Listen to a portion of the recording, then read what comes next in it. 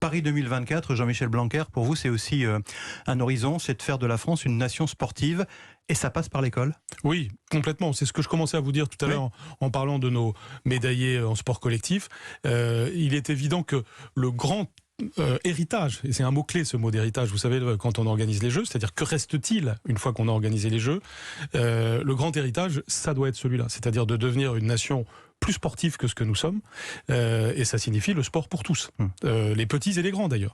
Le sport, c'est pas quelque chose de marginal, le sport c'est décisif pour notre santé, et ça a encore plus d'acuité dans le contexte sanitaire actuel. Il faut remettre tout le monde au sport, c'est d'ailleurs pour ça qu'on va enclencher une campagne pour le sport à partir de la mi-août, pour inciter tout le monde à refaire du sport, et bien sûr ça commence par l'école, avec les enfants, les adolescents. Vous savez, dans le monde entier, à partir de l'âge de 11 ans, les enfants font moins de sport et moins de lecture, parce qu'ils sont trop sur les écrans.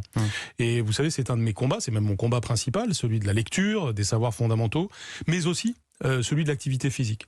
Et c'est pourquoi on a enclenché l'opération 30 minutes d'activité physique et sportive par jour à l'école primaire, qui va prendre de l'ampleur.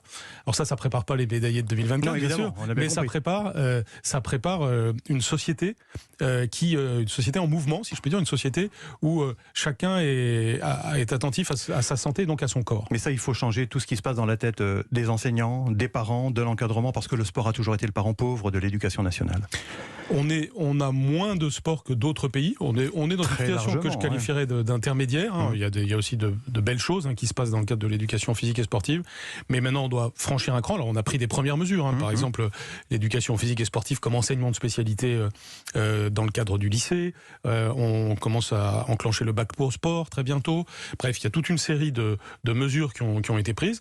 Et puis, nous labellisons les établissements Génération 2024 pour qu'il y ait plus de sport dans chaque établissement. Donc un cahier des charges pour les établissements qui ont ce label.